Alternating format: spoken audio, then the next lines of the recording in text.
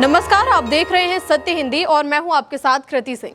अमेरिकी राष्ट्रपति Donald Trump ने गुरुवार 26 सितंबर को ये ऐलान किया है कि 1 अक्टूबर 2025 से ब्रांडेड और पेटेंट वाली दवाइयों पर 100% तक टैरिफ लगाया जाएगा। ट्रंप के इस फैसले का भारत के दवा उद्योग पर बड़ा असर पड़ने वाला है, जिसकी शुरुआत भी हो चुकी है। क्या है पूरा मामला, आइए आपको बताते हैं।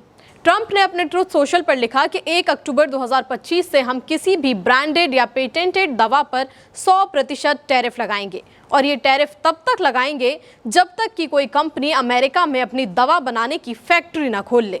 मतलब ट्रंप का ये कहना है कि अगर दवा की कोई कंपनी अमेरिका में अपनी फैक्ट्री चालू करती है तो उसकी दवाओं पर 100% टैरिफ नहीं लगेगा, लेकिन जो कंपनियां ऐसा नहीं करेंगी उन्हें 100% टैरिफ की मार झेलनी पड़ेगी।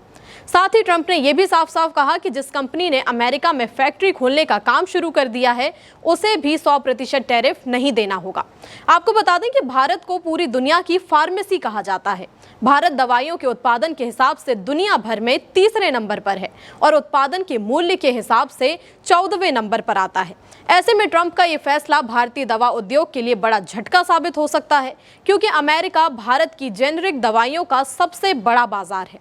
2024 में भारत ने अमेरिका को करीब 3.6 अरब डॉलर यानी कि 31,600 करोड़ रुपए की दवाइयां भेजी।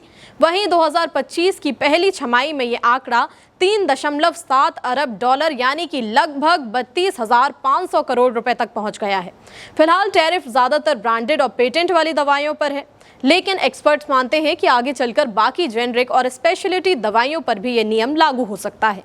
मीडिया रिपोर्ट्स के मुताबिक अमेरिका में इस्तेमाल होने वाली 45% जेनेरिक दवाइयां और 15% बायोसिमिलर दवाइयां भारत से जाती हैं। डॉक्टर रेड्डीज, ऑरोबिंदो फार्मा, जाइडस, सन फार्मा और ग्लैंड फार्मा जैसी बड़ी कंपनियां अपनी कमाई का 30 से 50% हिस्सा सिर्फ और सिर्फ अमेरिकी मार्केट से कमाती हैं। अभी तो नए अमेरिकी टैरिफ ज़्यादातर ब्रांडेड और पेटेंट वाली दवाइयों पर लगाए गए हैं, जिन पर बड़ी अंतर्राष्ट्रीय कंपनियों का दबदबा है। लेकिन सवाल ये है कि क्या आगे चलकर भारत से जाने वाली कॉम्प्लेक्स जेनेरिक और स्पेशलिटी दवाइयां भी इसके दायरे में आ जाएंगी। हालांकि राहत की बात यह है कि कई बड़ी भारतीय कंपनियों के अमेरिका में पहले से ही अपने मैन्युफैक्चरिंग प्लांट मौजूद हैं। लेकिन ट्रंप के इस फैसले का भारत में असर दिखना शुरू हो गया है। शुक्रवार को भारतीय शेयर बाजार पर दवाओं से जुड़ी कंपनियों का बुरा हाल दिखा। सेंसेक्स और निफ्टी लाल निशान पर खुले। निफ्टी फार्मा इंडेक्स में 2.42% की तेज गिरावट आई और ये 21,445.50 तक चला गया। सन फार्मा 4.87% गिरकर 1,548 पर पहुंच गई, जबकि ग्लैंड फार्मा 4.70 पर गिरकर 1,880 पर रही। बायोकॉन भी 3.68% से गिरकर 342.85 पर बंद हुआ। इसके अलावा Laurus Labs, Ipca Labs, Divi's, Zydus, Alkem, Cipla, Ajanta Pharma, doctor Reddy's, Torrent, Abbott India और ग्लेनमार्क जैसी अन्य बड़ी फार्मा कंपनियां भी 0.8% से 3.2% तक गिरावट के साथ खुली। दरअसल अमेरिकी लोग भारत में बनी सस्ती जेनेरिक दवाइयों पर काफी निर्भर हैं। अगर अमेरिका में टैरिफ बढ़े तो दवाइयों की कीमतें बढ़ेंगी, महंगाई बढ़ेगी और दवाइयों की कमी भी हो सकती है। इसके अलावा अमेरिकी मार्केट में कम मुनाफे पर काम करने वाली भारतीय कंपनियों के लिए यह अतिरिक्त खर्च झेलना बेहद ही मुश्किल हो जाएगा।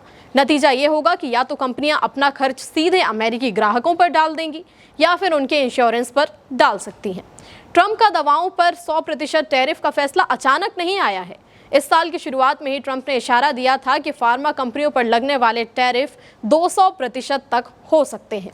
ट्रंप का मकसद कंपनियों को अमेरिका में मैन्युफैक्चरिंग शुरू करने का समय देना है और जो कंपनियां ऐसा नहीं करेंगी उन्हें भारी टैरिफ का सामना करना पड़ेगा, जैसा कि अब होने वाला है।